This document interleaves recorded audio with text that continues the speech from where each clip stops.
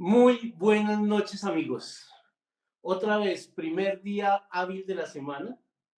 Hoy nos vemos para tratar nuestro webinar en donde vamos a charlar sobre las diferencias que existen entre la ley de borrón y cuenta nueva, el proceso ejecutivo y la ley de insolvencia de persona natural no comerciante. Recordemos que por respeto a nuestra audiencia, arrancamos a las 7 de la noche y apenas terminemos las preguntas, si es que lo hacemos antes de una hora, damos finalizada nuestra charla, queda colgada en las diferentes redes sociales y el que se lo pierde puede ir a verlo allá nuevamente y el que lo quiere volver a ver, ahí llega. Entonces, la charla de hoy arrancamos. ¿Cuáles son las diferencias entre la ley de borrón y cuenta nueva, el proceso ejecutivo y la ley de insolvencia de persona natural no comerciante? ¿Por qué llegamos a esto? Porque es que hay muchas personas que creen que la ley de borrón y cuenta nueva es una ley para pagar, que tiene algún tema de descuentos, que es una ley que le otorga ciertos beneficios a las personas. Y hoy, después de esta charla, la idea es que nos vayamos claramente con qué es cada una de ellas. Entonces, vamos a mirar la siguiente información que creo que nos va a dar las diferencias claramente de cada una de estas. El borrón y cuenta nueva es una ley que parte de ella venció o tuvo vigencia hasta octubre del año pasado. ¿Y era cuál? Que todo aquel que pagara antes de esa fecha salía en ese momento de centrales de riesgo, máximo en los 6 meses siguientes. Entonces es un tema de reportes de centrales de riesgos que quedó de esa ley y que realmente es la que crea la mayor confusión entre algunas personas, y es que habla de un plazo máximo de 8 años. ¿Pero para qué? Es para poder tener los reportes en las centrales de riesgos. Aquí nuevamente dentro de las normas de nuestro webinar, normalmente le pido disculpas a los abogados y los contadores que nos piden que hablemos con mucha palabra técnica, pero realmente recuerden que esta información no es tanto para abogados y contadores, sino para el ciudadano del común. Por eso es que nosotros vamos a explicarlo de una manera que todos lo podamos entender. Entonces, un plazo máximo para 8 años, ¿qué? Es que el reporte esté en centrales de riesgos, es decir, que cualquier reporte que lleve más de 8 años tiene que ser eliminado. Entonces, hay personas que dicen, ¿y entonces ya no tengo que pagar? No, usted sí tiene que pagar. Si no ha operado otro beneficio jurídico, que es que con el correr del tiempo hay unas obligaciones que vencen a los 3 años, otras a los 5 años, otras a los 10 años. Entonces, dependiendo de cada uno de los casos, usted tendrá esa oportunidad. Pero entonces, para independizarlo, borrón y cuenta nueva lo que hace es que un reporte en centrales de riesgo solo puede durar 8 años, así usted no haya pagado. Se lo tienen que quitar de las centrales de riesgos. Entonces, esos fueron uno de los beneficios que quedaron. Antes eran 14 años, si no estoy mal, ahora quedó en 8 años. ¿Cuál es el otro tema? Que todos los reportes que saquen centrales de riesgos, es más, la información que se le da a las personas es un reporte que se lo deben entregar sin ningún costo.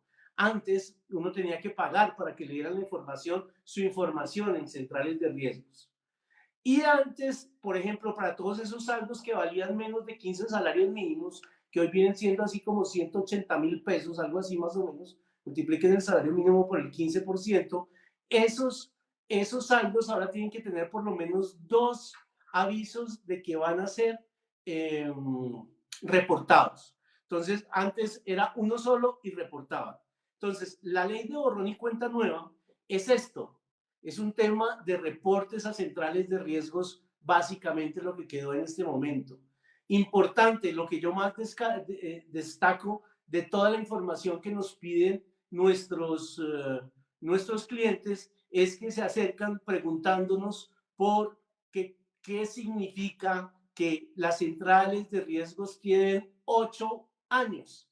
Y lo que significa es que, nuevamente lo digo, es el tiempo máximo que puede durar el reporte en centrales de riesgos. Esto no significa que no que no deban pagar. Aquí nos preguntan otra vez qué es la ley de borrón y cuenta nueva. Entonces, vuelvo y les digo, es un tema de reportes en centrales de riesgos. Hoy rescato las 3 cosas que me parecen fundamentales. Habrán otras personas que digan algo diferente, y lo primero es que el plazo máximo que puede durar un reporte en centrales de riesgos es de 8 años, que los reportes en este momento, su información, cuando usted quiere saber cómo está en sus calificaciones, en centrales de riesgos, se lo tienen que dar sin costo, y que para saldos menores al 15% del salario mínimo legal vigente tienen que informarle por lo menos 2 veces para que usted lo tengan reportado. Otra pregunta que nos llega: ¿quiere decir entonces que una deuda que tiene más de 8 años ya no tengo que pagarla? Quiero hacer mucho énfasis. No, no es eso. No es eso. Lo que está diciendo acá es que un reporte de máximo después de los 8 años tiene que salir de centrales de riesgos. Pero el que se deba o no pagar es otro tema. Y ya puede ser el tema de la prescripción de los títulos valores, que es cuando un documento ya tiene más de cierto tiempo, por el paso del tiempo en donde el acreedor no ejerce su derecho al cobro, pues lo pierde. Entonces puede ser de 3, 5 o 10 años. Cada caso es especial. Aquí les tenemos que decir que es un tema de acompañamiento de abogado, porque no es simplemente con el hecho de decirle al acreedor: oiga, es que su deuda ya no me la cobró, ya pasaron 5 años, entonces usted ya no me puede cobrar. No, ese es uno de los temas que usted tiene que hacerlo valer, ya sea dentro del proceso ejecutivo que a usted le inicia, o usted iniciando un proceso en donde le solicita a un juez que decrete que ese título valor ya no tiene exigibilidad legal. Listo. Seguimos entonces. Otra pregunta: ¿y las deudas de más de 3 años ya no tengo que pagarlas lo mismo que lo de los 8 años? Depende del título valor. Hay un título que es, por ejemplo, el pagaré, que vence a los 3 años. Jurídicamente puede tener un año más, incluso por la prescripción de algunos términos. Entonces, podría llegar a tener un año más, pero es un tema muy técnico que no los quiero enredar. En este punto, cada título y cada situación es diferente, pero lo que sí se pueden llevar como información es que sí, que por el pasar del tiempo, sin que el banco, sin que el acreedor haga efectiva su derecho al cobro, puede perder esa oportunidad desde el punto de vista jurídico. Vamos para el proceso ejecutivo. Entonces, en el proceso ejecutivo, lo primero que, después de presentar la demanda y cuando el juez se da cuenta que efectivamente los documentos están bien, lo primero que se hace es un embargo sobre los bienes que son necesarios para el registro. Voy a retomar esa pregunta que es del tema anterior, pero de una vez para que no se nos quede. ¿Qué significa que debo esperar a que me demanden para poder demostrar que la deuda ya no se puede cobrar jurídicamente? Sí, la prescripción no se puede simplemente decir: mire, señor acreedor, no me cobre más, sino tiene que haber una decisión judicial que así lo diga. Y una de las oportunidades es cuando usted lo demanda. Por eso es tan importante que uno conteste la demanda del acreedor, porque muchas veces puede pasar que a usted le estén cobrando un título que no tiene posibilidad jurídica de que usted lo tenga que pagar. Y si usted no contesta la demanda, o en la contestación de la demanda no argumenta esto, pues simplemente está diciéndole a su acreedor que sí, que usted dé esa plata.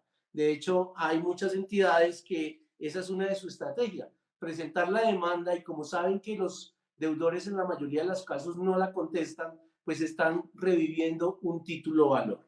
Bueno, sigamos. Entonces, les decía que el proceso ejecutivo es ese proceso que se tiene para que a usted le hagan exigible que pague una deuda. Y dentro de las etapas más, dentro de las etapas que más comprometen y hay que estar en mucho cuidado está la presentación de la demanda, que eso tiene unos requisitos y es muy jurídica, pero lo primero que va a pasar es un embargo. ¿Y qué es un embargo? Un embargo es que sacan del mercado, del comercio, ese bien. Y lo que hacen es una anotación dentro de los registros, ya sean de la casa, del apartamento, de la finca, del carro, en donde se dice, este bien está embargado, no se puede comerciar. O bueno, sí podría, si la persona que lo compra embargado, pero lo compra entendiendo que primero para poder tener el goce del inmueble, de lo que esté embargado, tiene que primero pagar el embargo. Pero esto no es nada diferente a la anotación que se hace cuando usted tiene una hipoteca. Esa hipoteca es también una limitación al dominio de alguna manera, una limitación a poder comercializar su inmueble, porque le está diciendo a todo el mundo que para que usted pueda tener ese inmueble primero tiene que pagar la hipoteca. En este caso es lo mismo. Aquí está embargado y lo que le dicen es que usted no puede negociar eso, que está dentro de un proceso. Esa es la primera etapa que sucede en donde empieza uno a tener cierto riesgo de empezar a perder sus bienes.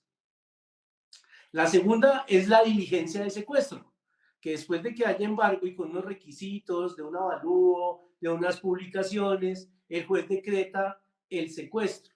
El secuestro, bueno, el avalúo todavía aquí no viene, ese es para el remate, lo mismo las publicaciones. Aquí simplemente uno lo que hace es solicitarle al juez, le dice que aquí hay un certificado de registro en donde ya se encuentra el embargo, entonces que ahora ordene que vaya un secuestre a hacer la diligencia del secuestro, que es el que va y verifique que efectivamente el bien inmueble que se quiere tener como garantía para el pago sea el mismo que aparezca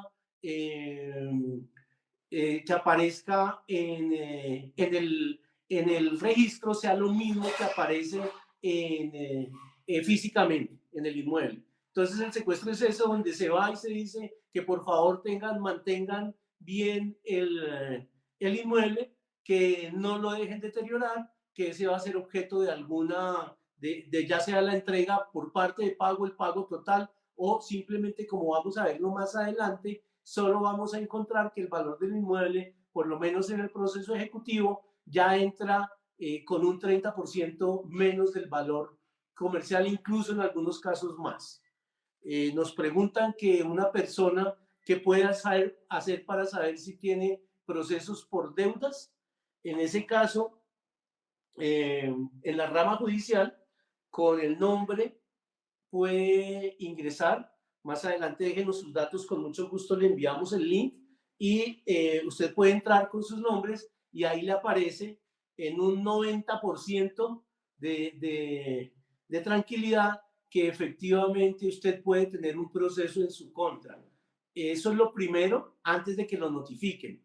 ¿Por qué no le digo que el 100%? Porque hay algunos juzgados que no están sistematizados o que no están en línea, entonces no están al día.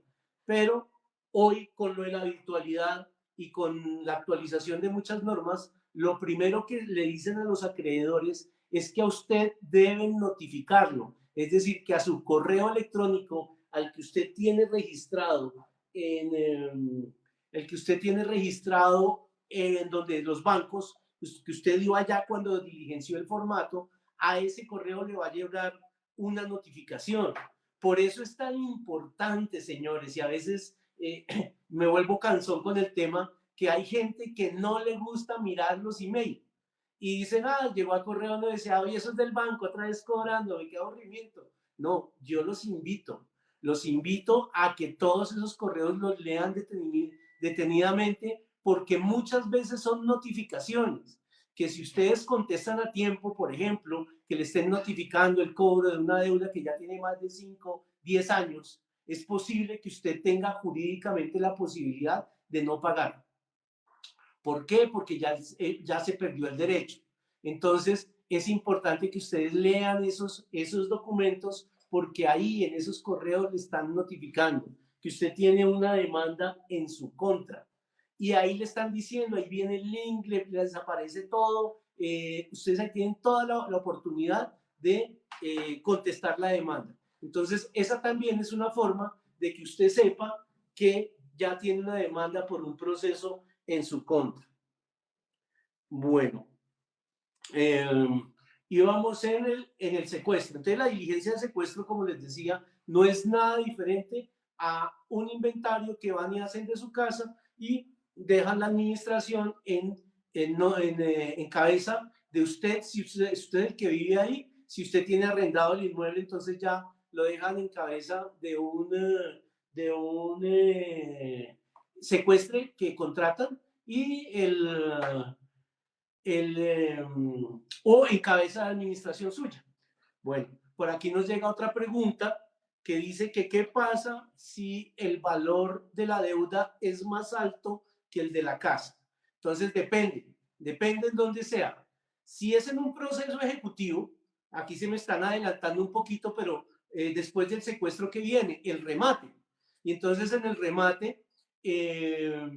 en el remate, ¿qué es lo que sucede? En el remate, lo que se hace es que un avalúo, hay dos formas de hacer el avalúo básicamente. El primero es un avalúo comercial para el cual se contrata a un evaluador profesional, un evaluador que esté en la lista de evaluadores de la lonja, que esté debidamente registrado, y ese profesional lo que hace es hacer un avalúo con diferentes técnicas que son aceptadas dentro de lo que se exigen los avalúos y determina cuánto vale. O la otra es el avalúo legal, que es el avalúo catastral más el 50%. Normalmente, en la mayoría de los casos, el que es más acertado es el valor comercial.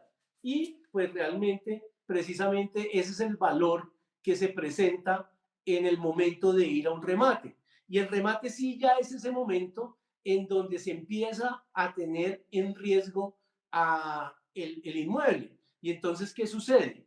En ese momento, lo que se hace es que se hace un remate y se le comunica a la ciudadanía que quién está interesado en comprar ese remate, esa casa, por medio de un ofrecimiento en subasta pública, que lo que hacen es que dicen, si ese inmueble, por ejemplo, tiene un valor comercial de 100 millones, se va a vender en el 70%, es decir, en 70%. Esa persona tiene que consignar para ser postor, tiene que consignar el 40% y dentro de los 5 días, si no estoy mal y me corrigen los expertos en embargos, en remates, perdón, a los 5 días tiene que pagar el saldo para que se le adjudique.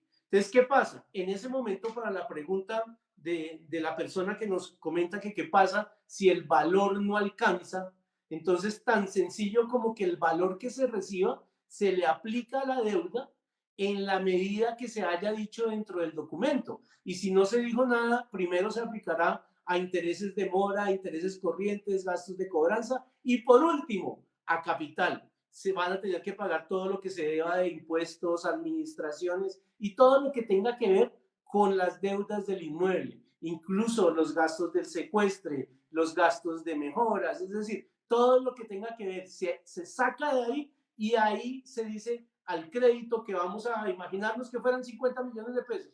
Si el crédito eran 50 y nos dieron 70, es posible que 20 se vayan en todos esos gastos, queden 50 para la deuda, se cruza y listo.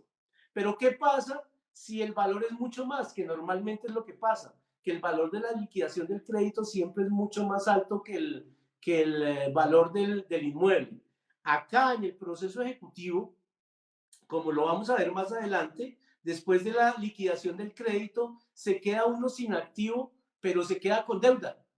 Es decir, que para darle respuesta, la primera respuesta a la persona que preguntó que qué pasa si la deuda es más alta que el inmueble, si es en un proceso ejecutivo, usted se quedó sin inmueble y le seguirán cobrando el saldo con los intereses y todo lo que tenga que ver. Y es más, todo el resto de acreedores pueden seguir cobrándole. Me adelanto aquí, uno de los beneficios de la ley de insolvencia de persona natural es que si sus activos, su patrimonio, no supera el valor de las deudas, por ley se genera un beneficio que se llama descargue de deudas. ¿Y en qué consiste? En que con que sea lo que valga esos activos o ese patrimonio, con eso automáticamente la ley dice que usted ya le pagó a todos los acreedores que usted presentó dentro de la ley de insolvencia. Entonces, no nos vayamos todavía a la ley de insolvencia. Espero con esto haberle resuelto la inquietud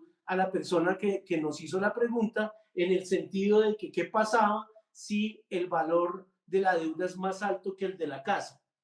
Entonces, en el proceso ejecutivo se queda sin casa y sin deuda, y con deuda. Y en el proceso y en la ley de insolvencia de persona natural, allá se genera el beneficio de descargas de deudas, que consiste en que con lo que usted tiene paga todas las obligaciones, no solo la del crédito de vivienda, por ejemplo, si lo tuviera, o el crédito de vehículo, sino absolutamente todas las deudas, que es otro de los beneficios del proceso ejecutivo. Ahora, aclaro que aquí opera también la limitación al dominio, como es la afectación a vivienda familiar, que el único que la podría perseguir es el que prestó la plata o la entidad que prestó la plata para la compra de vivienda. ¿Eso qué quiere decir? Que si no se tuviera sino ese inmueble, el producto de la venta de ese inmueble solo será para pago de ese crédito. El resto de créditos no serían susceptibles de pago con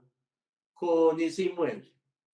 Entonces, creo que hasta ahí ya vamos con el proceso ejecutivo. Entonces, hagamos un pequeño resumen de lo que es un proceso ejecutivo. Después de que el acreedor presenta una demanda que reúna todos los requisitos legales para que el juez la acepte, la admita, y fuera de eso decrete las medidas cautelares, que la primera normalmente es el embargo. Entonces ahí se le cuenta, que era lo que les decía ahorita. En ese momento a ustedes les llega un email donde les dicen que la entidad X o el señor X lo está demandando por un valor de tanta plata, que por favor se acerque al juzgado para que se notifique,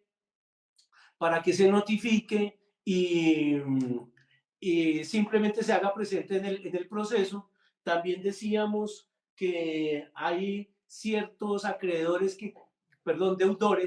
que consideran que es mejor quedarse callado, que no revisan los emails, y mucho menos cuando viene de un banco, y mucho menos cuando viene con el letrero que dice, por favor, haga venga y conteste la demanda. No la contestan. Entonces todo lo que diga el banco en ese momento, o el acreedor, va a quedar en su contra. Es como si usted dijera que sí a todo. Entonces, ¿a qué los invito? Los invito a que contesten las notificaciones de los bancos. Si ya se dan cuenta que son las casas de las casas de cobro, que ya lo están haciendo de una manera insistente, temeraria, en donde realmente el proceso no está, ustedes lo van a aprender a manejar, y simplemente lo que hacen es, pues eh, no hacer caso, o hacer caso omiso a eso, pero ya con justificación de causa, es decir, sabiendo qué está pasando. Y sobre todo que ustedes se preparen para utilizar cualquiera de estas tres estrategias, para que usted vuelva a nacer, para que usted vuelva a la vida comercial, para que usted pueda volver a ser productivo de una manera tranquila, y no estar ese impacto emocional de llamada por la mañana, mediodía, por la tarde. Entonces, siguiendo con el resumen, lo primero que a usted le llega es ese embargo. Ese embargo, que no es nada diferente a esa anotación dentro del, dentro del registro, que le aparece donde está su casa o su carro, que dice que está embargado, y eso lo que hace es que no le deja vender. Después viene la diligencia de secuestro, o en el caso de los carros, que es de inmovilización. Ahí sí el carro lo inmovilizan, y en ese momento pues es la diligencia donde se va a hacer el inventario y le dicen a usted pues que cuide el inmueble porque realmente para eso es que está. Les pido disculpas de antemano porque es que me están escribiendo muchas personas y no alcanzo a ver las preguntas. Entonces, si las que no alcance a hacer acá, con mucho gusto después las estaremos contestando porque son casos puntuales, son muy interesantes, los estaremos contestando a cada uno. Bueno, ahí pasó el secuestro y ya con el secuestro viene después el remate, que el remate, como lo decíamos, es cuando de alguna manera ya se empieza a ver en riesgo el inmueble. ¿Por qué? Porque sale a una oferta pública en donde ya dijimos que es sobre el 70% del avalúo que se presente, previas unas notificaciones que se hacen por medios de periódicos en donde se le cuenta a todo el mundo que el remate está para tal fecha, para tal hora y que se postule, que vale tanta plata. Uno de los beneficios de la ley de insolvencia es que hasta ese momento se puede suspender ese proceso. Es decir, que si yo sé que mi remate es en un mes, en 2 meses, que normalmente uno lo sabe con 2 meses de anticipación, incluso a veces un poquito más, incluso a veces un poquito menos, dependiendo del tiempo, hay forma de lograr suspender. Lo primero que podemos lograr es la suspensión del remate. ¿Para qué? Para que nos dé tiempo para presentar una propuesta de pago seria y sostenible en el tiempo, que le sirva a nuestros acreedores. Pero como mínimo nos va a dar la posibilidad de seguir teniendo la casa por lo menos unos 2, 3 o 4 años, que es lo que más o menos está demorando una liquidación patrimonial en este momento, y que en el peor de los casos, como le contestábamos al señor que nos preguntaba ahorita que qué pasaba eh, si la casa no me alcanza para pagar las deudas, entonces en ese momento, ¿qué sucede? Pues que yo tengo la casa durante los 4 años y al final entrego la casa y con entregar la casa, si es que no se la adjudican a varias personas, que ya vamos a ver eso cuando hablemos de la ley de insolvencia, después de eso se tiene que generar un proceso divisorio. Entonces, mire todo el tiempo que la ley de insolvencia le da a usted para que se ponga tranquilo a producir, porque la idea de la insolvencia es precisamente darle a usted la posibilidad de que se ponga a hacer lo que más le apasiona en la vida, eso que le genera valor a la gente, que si usted lo logra hacer, todas las cosas se le empiezan a dar. Y lo primero es que usted va a tener la oportunidad de presentar un acuerdo de pago serio y sostenible en el tiempo que seguramente le va a gustar a todos sus acreedores. Entonces, por favor, miremoslo, que esta ley es una maravillosa oportunidad, es una bendición, primero para el deudor de buena fe.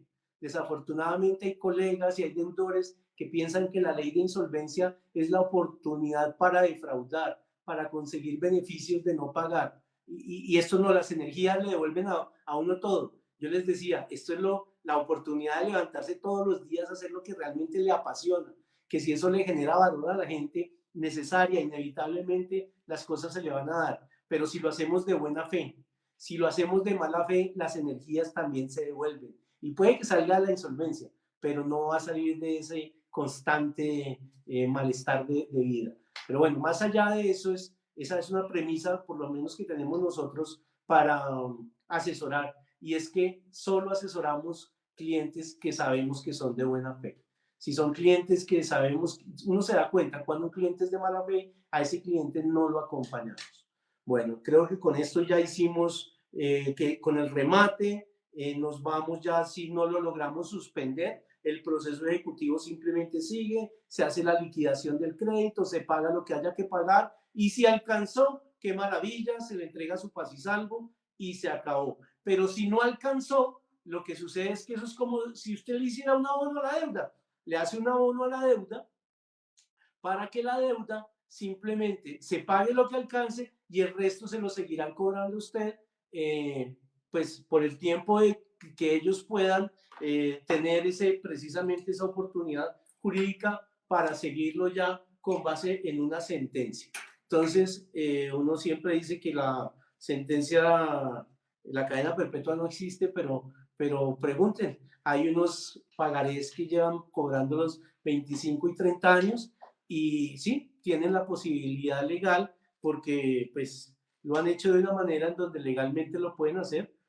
Si a usted nunca no se ha dado el fenómeno de la interrupción de la prescripción, ¿sí? Si a usted le vuelven a cobrar en 25 años, en ese tiempo se vuelve a generar el tiempo que da la ley para cobrar. Por eso es que muchas veces a usted lo llaman y le dicen, tranquilo, venga con 50.000 pesos. Debe 50.000 pesos y organizamos nuevamente su crédito y le damos plazo y todo, es porque realmente ahí en el fondo lo que se está es estructurando nuevamente un nuevo título o valor.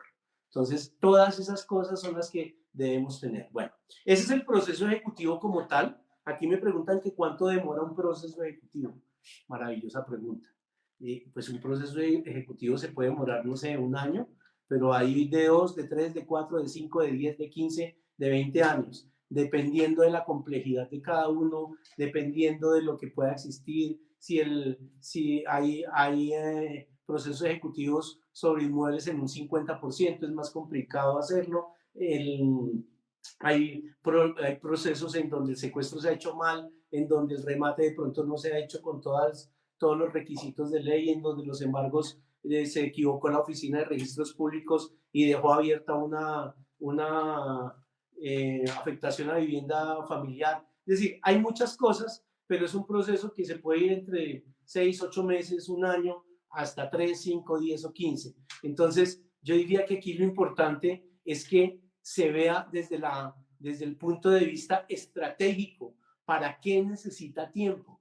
Y ese tiempo es para reorganizar su vida productiva, para hacer lo que le gusta hacer, lo que le apasiona, que cuando uno hace lo que le apasiona, las cosas necesarias inevitablemente se le dan. Muchas veces yo veo gente que se gana 6 meses, un año, 2 años en un proceso ejecutivo, ni siquiera con la ley de insolvencia, y no lo aprovechan, se quedan esperando a que pasen cosas extraordinarias. Yo sé que la fe, sí, la fe hay que hacerlo, pero uno se tiene que ayudar. Bueno, entonces estábamos en el proceso ejecutivo, en donde al final del día yo me quedo sin activo, pero con deuda. Entonces ahora vayamos a la ley de insolvencia de persona natural, que si se podrán dar cuenta ya, yo creo que ustedes tienen una idea clara de lo que es borrón y cuenta nueva, de lo que es el proceso ejecutivo. Bueno, aquí me preguntan, ¿necesito abogado para estos 3 procedimientos? Entonces yo le digo, para el borrón y cuenta nueva, si quiere contratar un asesor que lo apoye, lo puede hacer, pero pues no es necesario porque los formatos, todo está ahí. En el caso del proceso ejecutivo, todo proceso de más de 40 salarios mínimos sí necesita ir con abogado, de menos de 40 salarios mínimos no es necesario. Y en la ley de insolvencia, lo mismo, si usted quiere ir con abogado puede hacerlo, si no, no, pero la recomendación siempre es vaya con un profesional. E incluso váyase con un abogado que sea experto en el tema. Uno ve abogados que quieren saber de penal, de familia, de laboral, de procesos ejecutivos, de insolvencia, saben de todo, pero realmente cada línea de práctica tiene unos detalles y la insolvencia sí que tiene detalles diferentes, porque es un procedimiento totalmente diferente en donde hay muchos abogados que son expertos en procesar, son expertos en muchas cosas, pero no conocen la ley de insolvencia como tal. Entonces, es como cuando el odontólogo se va a hacer una cirugía de una muela de la del juicio, si es que todavía se llama así. Es decir, zapatero a tus zapatos, pero ahí vemos que realmente hay mucho abogado muy bien formado que patina en la ley de insolvencia. Entonces, nuestra recomendación es consigan una persona que sea experta, que conozca el tema, que ya haya estado en procesos de insolvencia, que es que ustedes les están entregando su futuro. La ley de insolvencia es un antes y un después. Así, más allá de que la ley diga que lo puede hacer cada 5, cada 10 años, depende de lo que haya conseguido en la ley de insolvencia. Ahí más o menos les voy recordando, la ley de insolvencia tiene 2 alcances. Bueno, 3, pero los 2 ya desde el proceso es una. O logro un acuerdo de pago o logro una liquidación patrimonial. Si logro un acuerdo de pago, puedo iniciar otro procedimiento 5 años después de que acabe de cumplir el acuerdo de pago. Y si me fui a una liquidación, hasta después de 10 años puedo montar otra liquidación. Pero realmente yo les digo, la enseñanza que deja la ley de insolvencia les deja a ustedes el volver a vivir sin bancos en muchos casos, porque se aprende a vivir sin bancos. Entonces, este es un tema de conseguirlo, de hacerlo con profesionalismo, de una manera seria. Entonces, para el que me pregunta si hay que hacerlo con abogado, mi respetuosa sugerencia es háganlo. A veces uno se va a ciertas cámaras de comercio, notarías, incluso centros de conciliación, donde le dicen, no, tranquilo, venga, nosotros le ayudamos. Pero es que el tercero imparcial es precisamente el operador de insolvencia. Entonces puede tener toda la voluntad para decirle cómo es el procedimiento, cuáles son los beneficios, pero no le puede decir cómo es una propuesta, qué es lo que pasa en la realidad, qué pasa ante las diferentes situaciones jurídicas que se pueden presentar. Entonces, los invito a que sí, la respuesta para la persona que lo consulta es sí, la sugerencia es vaya con abogado, más allá que la ley no se lo exige, por lo menos en la insolvencia.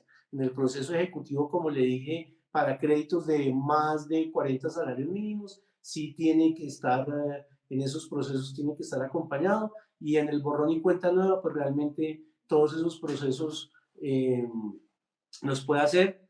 Igual, es mejor que se vaya acompañado de un abogado, ojalá experto. Bueno, y ahora llegamos a la ley de insolvencia, que realmente la ley de insolvencia es la solución real a todos los problemas de endeudamiento. Porque entonces, ¿qué pasa? Cuando yo tengo un endeudamiento, ¿con qué es que puedo pagar? Con plata, no hay más. Si yo no tengo dinero, yo necesito ver las formas jurídicas, y esas formas jurídicas solo se presentan dentro de la ley de insolvencia. Entonces, lo primero es que siempre vamos a buscar un acuerdo de pago. Eso es lo mejor. En la medida en que yo tenga cómo presentar un acuerdo de pago interesante, en esa misma medida debo hacerlo.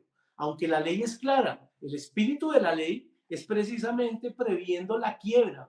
Recuerden que hay quiebra para persona jurídica o para empresa, que consiste en que cuando las empresas ya definitivamente no pueden pagar, pues lo mejor es cerrar, hacer un inventario en cero, pagar lo que se alcance a pagar, y lo que no, pues simplemente la ley dice que no se debe pagar, salvo que existan garantías personales y un montón de cosas, pero en la mayoría de los casos lo que sucede es que las empresas pagan miles y millones de pesos con una bodega chiquitica, con unos escritorios, con 2 carros viejos. Entonces, ¿por qué? Porque ese es el espíritu del negocio. Todos los negocios no están garantizados. Se entiende que las personas que le dieron crédito a esa empresa de alguna manera corrieron un riesgo. En la persona natural es exactamente lo mismo. No hay ningún negocio que esté garantizado. Más allá que uno vea el negocio de los bancos también estructurados, que por ningún lado pierden, dejan de ganar, pero están tan bien estructurados que así cuando están mal, sale el Estado a ayudarlos. No nos vayamos muy lejos, el 2 por mil, ¿cómo arrancó? Precisamente cuando los bancos estuvieron en dificultades, cuando el famoso UPA que les está impactando tan duro, entonces el Estado dijo, tenemos que salvar a los bancos, porque es que los bancos son fundamentales en la economía. Entonces, ¿qué se dijo? Todo aquel que mueva plata dentro de los bancos, tengan o no tengan crédito, pagarán el 2 por mil. ¿Para qué? Para que los bancos de alguna manera se fortalezcan y puedan salir a seguir ayudándole a la comunidad, porque eso es lo que al final los bancos desde su estructura, más allá que estemos de acuerdo con las filosofías, los que ganan y todo lo que tenga que ver, pues realmente son una realidad para que las economías puedan crecer. Entonces, en este caso, en la ley de insolvencia, precisamente lo que se dice es eso. Usted trate de pagar, y si no, pague por medio de sentencia, que es el descargue de deudas. Esa es una forma de pagar en donde se dice que por medio del descargue de deudas usted pagó. Pero entonces vamos a irnos el paso a paso de la insolvencia de persona natural, tal cual como lo hicimos en el proceso ejecutivo. Entonces, aquí también se presenta una solicitud en donde hay que reunir ciertos requisitos para darse la condición de insolvente, que básicamente los voy a recordar porque ya lo hemos hablado en muchos escenarios. Pero el primero, ser persona natural no comerciante. El segundo es tener un endeudamiento con 2 acreedores en más de 90 días, con mora de más de 90 días, que esas dos deudas por lo menos sumen el 50% y hacerlo en el domicilio del deudor, no en el de los acreedores, sino en el deudor. Entonces, solo con eso ya usted está demostrando que sí tiene los requisitos para ir al proceso de insolvencia de persona natural no comerciante. Ahí a usted le admiten en un operador de insolvencia el procedimiento, le asignan un operador y entonces en ese momento lo primero es que se llega a una audiencia. En esa primera audiencia lo que se hace es determinar el capital. Ojo, ojo que aquí hay muchas personas que se llevan la idea de que no, entonces ya yo no pagué intereses, yo no pagué honorarios, yo no pagué. Esa es una consecuencia de la negociación, pero no es una obligación de parte de los acreedores aceptarlo. Lo que pasa es que en la práctica se da que precisamente por las condiciones difíciles del acreedor se les da de alguna manera ese voto de confianza para que con un flujo de caja más suave le pueda pagar a los acreedores. Pero no es un tema de obligación.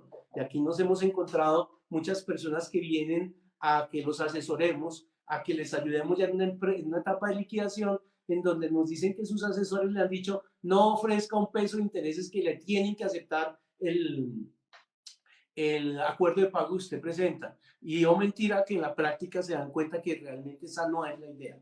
La idea es que esta es una mesa de negociación. Entonces, para esa primera etapa del porcentaje de votos y de definir cuánto vale la insolvencia, porque la insolvencia también tiene unos honorarios que hay que pagarle al operador de insolvencia y obviamente unos honorarios también para el asesor jurídico que lo acompañan, pero los primeros serán determinados por el valor del capital. Por eso es importantísimo que en esa primera audiencia se defina cuánto es el capital. Allá normalmente ya los acreedores llegan con esas cifras muy claras. ¿Cuánto es de capital? ¿Cuánto es de intereses? ¿Cuánto es de seguros? ¿Cuánto es de un montón de cosas que tienen ahí? Muchas veces el capital en los intereses y todos esos valores son 4 y 5 y hasta 10 veces más de lo que valía el capital.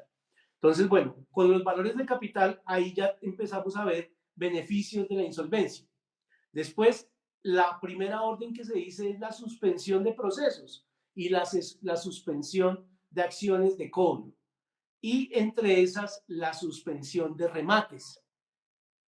¿Qué pasa con esa orden? Esa es una orden judicial. El operador de insolvencia está facultado, tiene un manto, tiene unas funciones jurisdiccionales transitorias. La ley lo ha investido de ese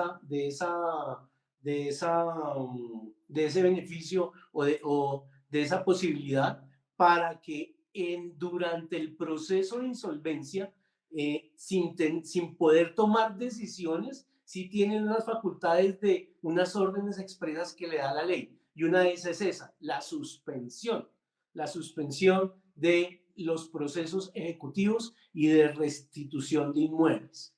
Entonces, el remate es una de las etapas dentro del proceso que el operador de insolvencia puede suspender.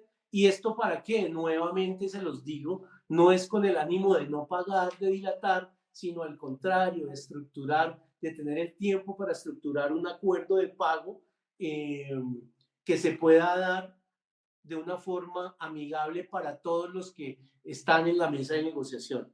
Me pregunta una persona que si dentro del proceso ejecutivo y dentro de la insolvencia se pueden hacer acuerdos de pago. Sí, en cualquier momento usted puede hacer acuerdos de pago. ¿Cuál es la diferencia? Que las políticas de los acreedores dentro de los procesos ejecutivos son mucho más fuertes y usted allá no tiene a todos los acreedores, sino en el proceso ejecutivo tiene a solo uno y usted pueda que tenga 4 o 5.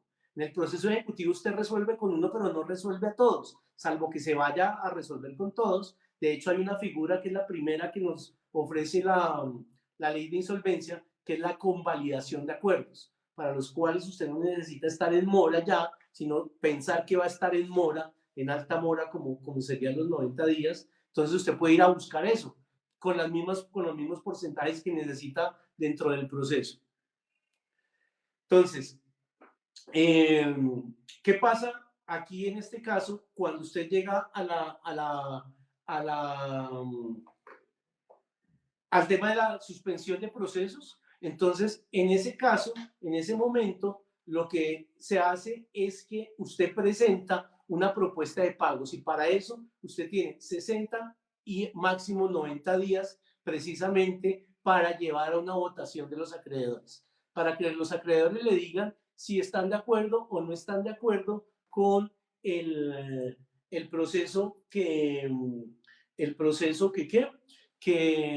usted ha presentado, la propuesta que usted ha presentado. Entonces, si usted llegó a un acuerdo de pago, listo, qué maravilla, hasta ahí llegó el acuerdo de pago, usted empieza a cumplirlo y simplemente cuando lo termina, sus centrales de riesgos quedan perfectamente cumplidas, actualizadas, y simplemente lo que pasa es que vuelve usted a la vida normal, con sus centrales de riesgos actualizadas y viviendo nuevamente de su posición. Si eso no es posible y usted no llega a un acuerdo de pago, entonces en ese momento lo que sucede es que nos vamos a una liquidación patrimonial, que eso ya es en donde el operador de insolvencia envía su proceso a un juez de la República y el juez sigue adelante. Lo que hace es que nombra a un liquidador para que ese liquidador vuelva a hacer todo el ejercicio de decir cuál es su activo, cuál es su pasivo, qué debe, y hace una repartición si es que tiene bienes. Y aquí entonces empiezo a contestar dos preguntas más. Si uno no tiene bienes para embargar, ¿qué pasa? Y lo embargan. Y segundo, si tengo varios acreedores, ¿puedo aplicar a la ley de insolvencia? Sí. Entonces, las dos preguntas. Lo primero, hay un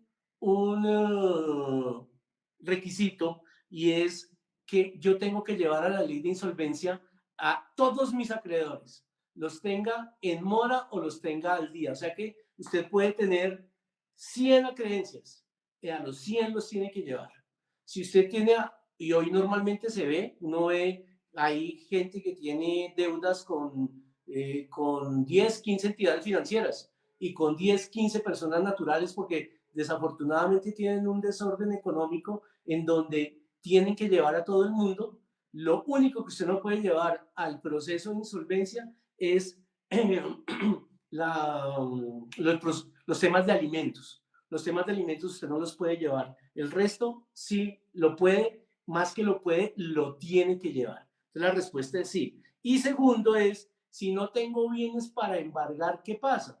Y me embargan, pues es una oportunidad judicial, es lo que muchas veces también uno como abogado le recomienda a los clientes y es haga una investigación de bienes. ¿En qué consiste? De saber si la persona que usted va a embargar tiene bienes para embargarle o no, porque sale la sentencia en donde dice se embargan los bienes que estén a nombre del señor Pedrito Pérez, pero resulta que el señor no tiene casa, no tiene carro, solo tiene la nevera, tiene el comedor, tiene los utensilios de cocina, la cama, un computador.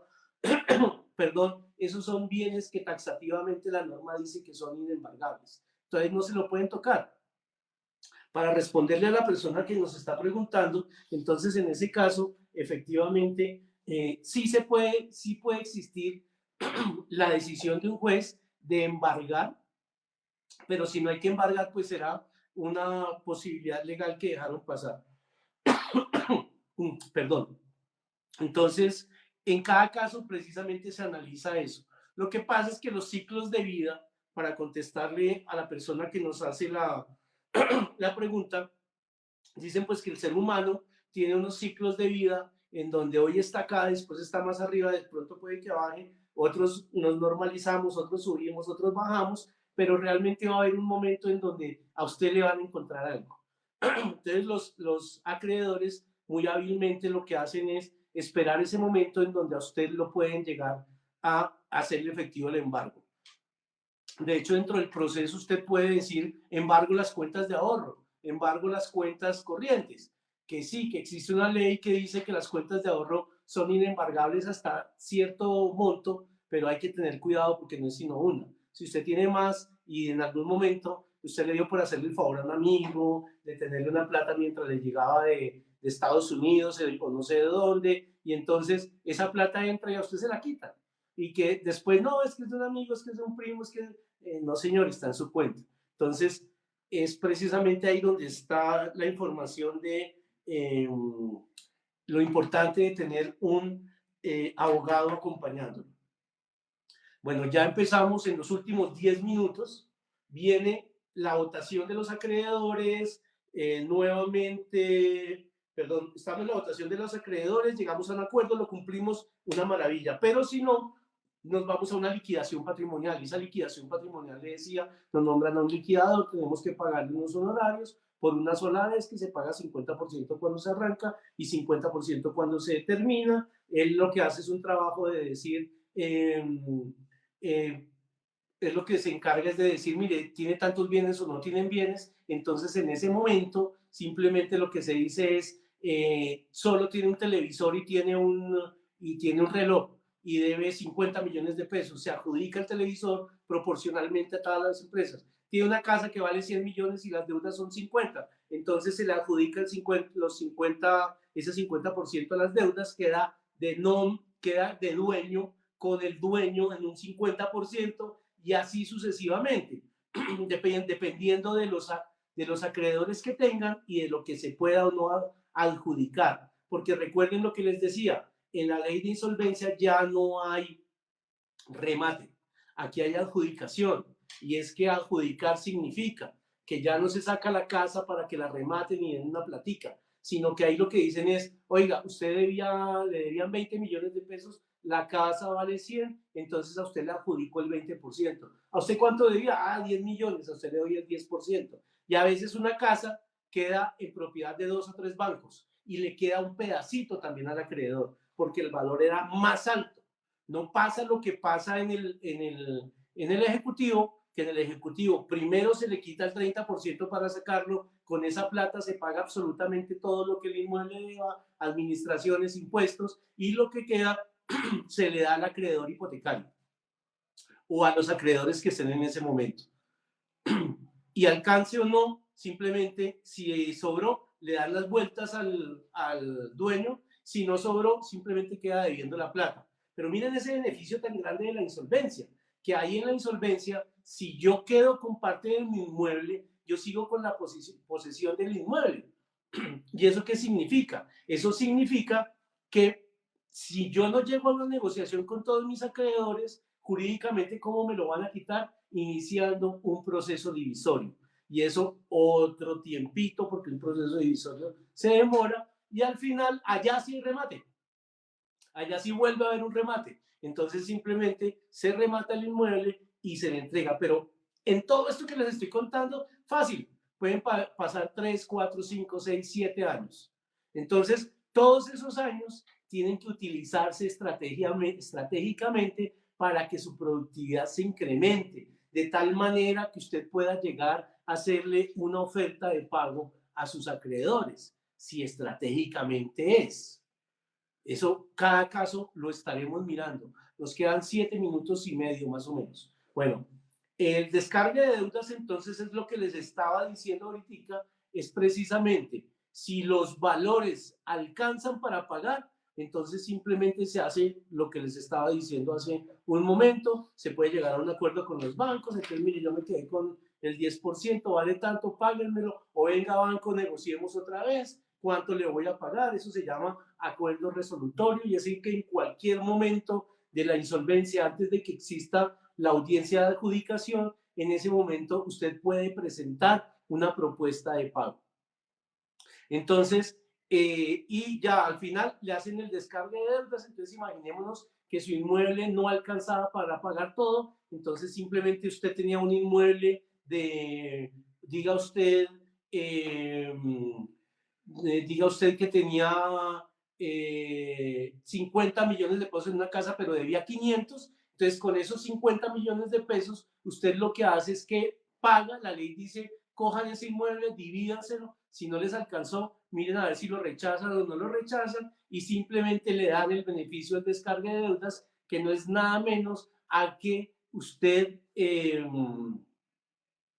le vuelven sus deudas naturales, sus deudas jurídicas se las vuelven naturales. Eso significa que usted no está en la obligación de cobrar. Es más, la próxima vez que usted lo llame el acreedor, usted le muestra esa sentencia y le dice, mire, usted ya judicialmente no me puede seguir cobrando porque incurre en una serie de faltas frente a industria, a la superintendencia de industria, manejo de habeas data, de un montón de cosas. Entre otras, si es el abogado el que lo está haciendo, pues ya le está cobrando de una manera temeraria, de una forma temeraria en donde hasta el abogado puede incurrir en una falta que le va a poder afectar su tarjeta profesional, la entidad de cobro que lo esté haciendo también va a estar sancionada, porque realmente después de que sale esta sentencia es como si usted volviera a la vida tan financiera, es tan así que las centrales de riesgos están en la obligación que después de que pase el primer año más 4 años más y ya se haya dado la sentencia del descargue de deudas, a usted lo tienen que sacar de centrales de riesgos y no debe quedar ni registro bueno ni malo. O sea que ese mito urbano que dicen que todo el que se meta en insolvencia queda por allá en una lista negra en donde los bancos no le van a volver a pagar, eso no es cierto. Al contrario, recuerden que yo siempre les he dicho, los bancos tienen un negocio lícito, es un negocio que está amparado por la Constitución, que económicamente se necesita. ¿Eso qué significa? Que cuando usted tenga el paz y salvo, tenga el descargue de deudas, si en ese momento usted es otra vez sujeto de crédito, se lo aseguro, los bancos le van a volver a abrir las puertas. ¿Por qué? Porque a ellos les importa eso hoy. A ellos lo que les importa es la fotografía. Es un negocio, esto no es personal. El señor del cobro no lo llama a molestarle la vida. Él llama a hacer un trabajo. ¿Cuál es? Recuperar una plata.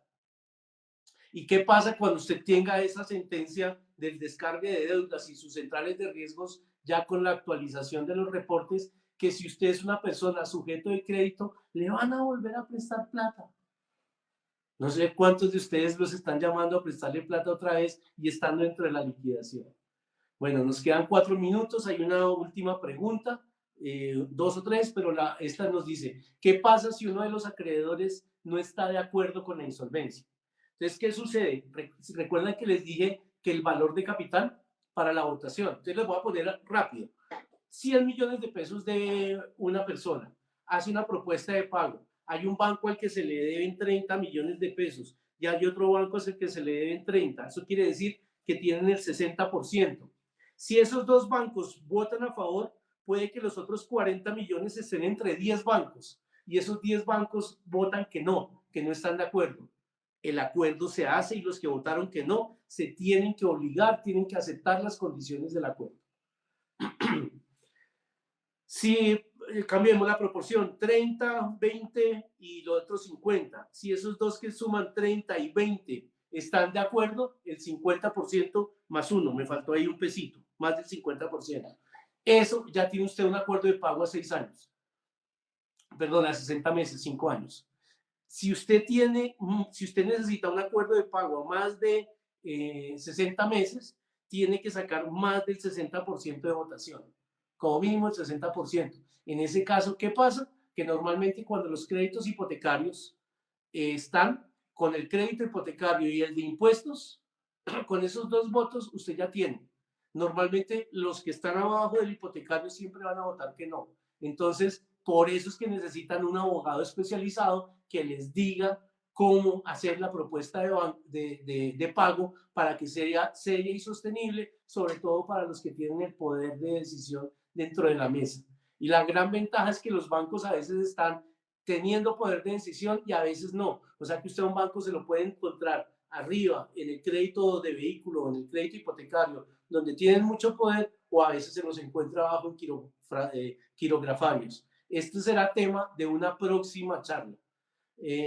Por el tema de si con abogado o sin abogado, los invito al webinar dentro de 8 días. Bueno, dentro del lunes. Hoy es martes, dentro del lunes. Entonces, dentro del lunes, no, para el próximo lunes, en donde vamos a hablar, tenemos que ir con abogado o sin abogado a acompañamiento de la ley de insolvencia. Cuando lo voy a hacer, allá les vamos a decir, vamos a llevar a 2 invitados maravillosos que les contaré durante esta semana, que saben mucho del tema y que seguramente nos van a acompañar. Quedan 30 segundos para decir qué pasa si un acreedor se levanta de la mesa porque no está de acuerdo. Inmediatamente pierde la posibilidad de cobrar. si se levanta de la mesa, está bien notificado y dice yo no quiero participar, se tiene que atener a las consecuencias, o incluso si dice no quiero participar, simplemente pierde, es como si le estuviera regalando la plata, le dice yo no quiero ir. Cumpliendo con nuestro horario, 1 hora, se les aprecia muchísimo. Por favor, las preguntas que se quedaron nos las cuentan por acá. Un abrazo a todos, una excelente semana y nos vemos dentro de 8 días a las 7 de la noche. Un abrazo a todos.